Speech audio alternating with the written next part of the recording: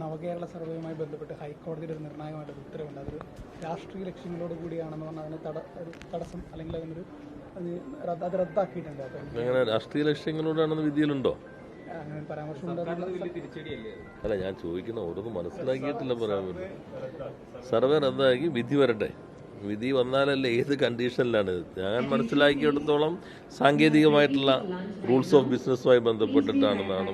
തലക്കെട്ടുകൾ പലതും വരുന്നുണ്ടെങ്കിലും കോടതിയിലുള്ള അഭിഭാഷകർക്ക് പോലും എന്താണ് അതിൻ്റെ ഉള്ളടക്കം ഇതുവരെ മനസ്സിലാക്കാൻ കഴിഞ്ഞിട്ടില്ല എന്നാണ്. അപ്പോൾ നിങ്ങൾ ഓരോരുത്തരും നിങ്ങളുടെ സൗകര്യത്തിനനുസരിച്ച് വ്യാഖ്യാനിക്കുന്ന ഇത്രയേ ഉള്ളൂ.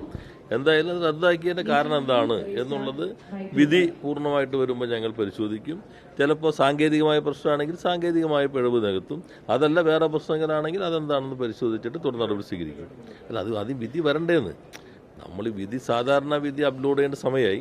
വിധി അപ്ലോഡ് ചെയ്ത് കഴിഞ്ഞാൽ വിധി വായിച്ചു നോക്കും. ചിലരിപ്പോൾ പറയുന്ന കേട്ടല്ല ഫണ്ടിൻ്റെ റൂൾസ് ഓഫ് ബിസിനസ്സിൽ ഫിനാൻസുമായി ബന്ധപ്പെട്ടാണ്. ഇദ്ദേഹം പറഞ്ഞ് രാഷ്ട്രീയ ലക്ഷ്യം എന്നാണ്. രാഷ്ട്രീയ ലക്ഷ്യം നിങ്ങളുടെ രാഷ്ട്രീയ ലക്ഷ്യമാണല്ലോ അല്ലല്ലോ. കോടതി രാഷ്ട്രീയ ലക്ഷ്യം എന്നൊക്കെ സാധാരണഗതിയിൽ കോടതി അങ്ങനെ പറയൂ. ഇതിൻ്റെ എന്താണ് കാര്യം എന്നുള്ളത് നമുക്ക് നോക്കിയിട്ട് കോടതിയുടെ വിധി മനസ്സിലാക്കിയിട്ട് ഞങ്ങൾക്ക് മാറ്റം വരുത്തേണ്ട ഏതെങ്കിലും ഭാഗമാണ് ടെക്നിക്കലി അവർ പറയുമെന്നെങ്കിൽ ആ മാറ്റം വരുത്തും. അതല്ല ഞങ്ങൾ അപ്പീൽ പോകേണ്ട ഭാഗങ്ങളുണ്ടോ എന്നുള്ളത് വിധി കിട്ടിയിട്ടായിരിക്കും മനസ്സിലാക്കാൻ കഴിയുക. അപ്പീൽ പോകേണ്ടതാണെങ്കിൽ അപ്പീൽ പോകും. തിരുത്തിക്കൊണ്ട് ചെയ്യാൻ കഴിയുമ്പോഴാണെങ്കിൽ തിരുത്തിക്കൊണ്ട് ചെയ്യും. അല്ല, അത് വിധി വായിക്കണ്ടേ. സർവേ എന്നുള്ളത് ഒരു ഗവൺമെന്റിന് ജനങ്ങളിൽ നിന്ന് അഭിപ്രായം തേടുമ്പോൾ ജനാധിപത്യം വിപുലപ്പെടുകയല്ലേ ചെയ്യുന്നത്. പ്രവർത്തിക്കുന്ന ഗവൺമെന്റ് ഇപ്പം ഞങ്ങൾ വിഷൻ 2031 ഞങ്ങൾ സംഘടിപ്പിച്ചു. എല്ലാ വകുപ്പും സംഘടിപ്പിച്ചു. എല്ലാ മേഖലയിലുള്ള ആളുകളെയും ഉൾപ്പെടുത്തിക്കൊണ്ടാണ് സംഘടിപ്പിച്ചത്. അവരുടെ അഭിപ്രായങ്ങൾ മനസ്സിലാക്കി ഞങ്ങൾ ഒരു ഭാവിയിലേക്കുള്ള കാഴ്ചപ്പാട് രൂപപ്പെടുത്തി. അതിനുശേഷം ഇപ്പോൾ കേരളത്തിൻ്റെ പൊതുവായിട്ടുള്ള വിഷൻ 2031 ഇന്നിപ്പോൾ മുഖ്യമന്ത്രി സമാപനം ഉദ്ഘാടനം ചെയ്തു. അപ്പോൾ ജനാധിപത്യത്തിൽ ജനങ്ങളിൽ നിന്ന് അഭിപ്രായങ്ങൾ തേടുക എന്നുള്ളത് ജനാധിപത്യം കുറേ കൂടി വികസിതമാകുന്ന രീതിയാണല്ലോ. ആ രീതി ഞങ്ങൾ സ്വീകരിച്ചു. രാഷ്ട്രീയ താല്പര്യമില്ല എന്നുള്ളതാണല്ലോ നമുക്ക് പറയാൻ കഴിയും. അല്ല, നിങ്ങൾ ഈ രാഷ്ട്രീയ താല്പര്യം തുടക്കം പോലെ ചോദിക്കുകയാണല്ലോ. ഒരു ഗവൺമെന്റ് അങ്ങനെ പറഞ്ഞിട്ടുണ്ടോ? ഞാൻ വായിച്ചില്ല. എനിക്ക് അല്ല, വിധി കിട്ടിയാൽ നോക്കിയിട്ട് പറയാം. ഞങ്ങളൊരു ഗവൺമെന്റ് നിങ്ങൾക്ക് തലക്കെട്ടിട്ട് നാളെ ഒറ്റ ദിവസം കൊണ്ട് മറക്കാം. ഞങ്ങളുടെ അഭിപ്രായം പറയുമ്പോൾ വിധി വായിക്കേണ്ടതെന്ന്. വിധി ഇതുവരെ അപ്ലോഡ് ചെയ്തതായിട്ടില്ല. ഞാൻ അവിടുത്തെ അഭിഭാഷകരോട് സംസാരിച്ചപ്പോഴും ഒരു ലാസ്റ്റ് റിമാർക്സാണ് റൂൾസ് ഓഫ് ബിസിനസ്സുമായി സംബന്ധിച്ചിട്ടാണ്. നിങ്ങൾ രണ്ടുപേരും പറയുന്നത് രാഷ്ട്രീയ താല്പര്യം വെച്ചിട്ടാണ്. അല്ല, ഞാൻ ചോദിക്കട്ടെ, പ്രതികരണം വന്നത് കാണണ്ടേന്ന്. മനസ്സിൽ നമുക്ക് ഇപ്പോൾ പ്രതികരണം വന്ന് രാഷ്ട്രീയ താല്പര്യം വെച്ച് ചെയ്യാൻ പറ്റില്ല. ഗവൺമെന്റിന് പൊളിറ്റിക്സ് ഉണ്ടല്ലോ. പൊളിറ്റിക്സ് ഗവൺമെന്റിന് ഉണ്ടാവുമല്ലോ. പക്ഷേ കോടതി രാഷ്ട്രീയം, ഗവൺമെന്റിന്റെ രാഷ്ട്രീയമാണ് കോടതിയെ ഞാൻ പറഞ്ഞതായി ഞാൻ കേട്ടത് നയപരമായ കാര്യങ്ങളിൽ കോടതി ഇടപെടുന്നില്ല, സാങ്കേതികമായ കാര്യങ്ങളിൽ നിന്നാണ് ഞാൻ മനസ്സിലാക്കിയത്. നിങ്ങൾ രണ്ടുപേരും വാശിക്ക് രാഷ്ട്രീയമാണെന്ന് പറയുകയാണെങ്കിൽ നമുക്ക് നോക്കാം അതിലൊരു പറഞ്ഞിട്ടുണ്ടോന്ന്. അല്ല, കോടതി എങ്ങനെ പറയണം? ചിലപ്പോൾ സാങ്കേതികമായ പിഴവാണെങ്കിൽ നമ്മൾ എന്ത് ചെയ്യണം? സാങ്കേതികമായ പിഴവ് തിരുത്തി ഉത്തരവിറക്കണം. അതല്ല ഞങ്ങൾ അപ്പീൽ പോകേണ്ട പരാമർശങ്ങളുണ്ടെങ്കിൽ ഞങ്ങൾ അപ്പീലിലേക്ക് പോകണം. ഇത് കോടതി വിധി കിട്ടണ്ടേ?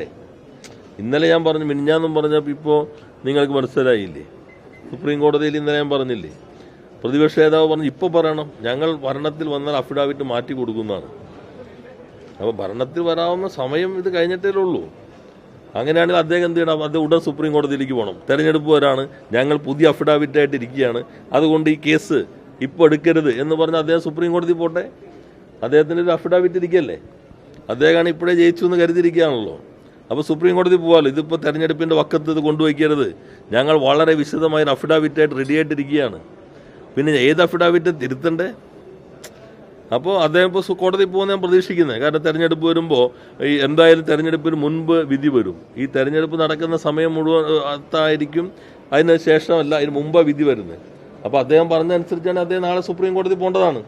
കോടതിയെ നിരന്തരം സമീപിക്കുന്ന പരിചയമുള്ള ആളായതുകൊണ്ട് കോടതിയിലേക്ക് പോകാൻ ഇതിനകത്ത് ഒരു ഇടപെടൽ ഹർജി കൊടുക്കാൻ പറ്റുമോ എന്നുള്ള അദ്ദേഹത്തിന് ചർച്ച ചെയ്യാവുന്നതാണ്.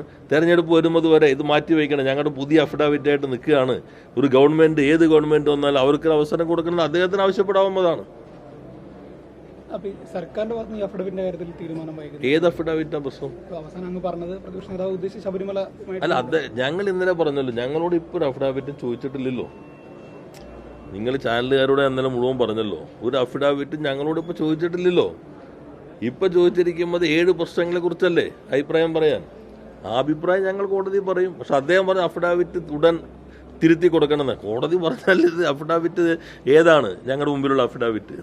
ആ അഫിഡാവിറ്റും അത് സംബന്ധിച്ചുള്ള കാര്യങ്ങളും ആ ഹർജിയോടുകൂടി തീർന്നല്ലോ.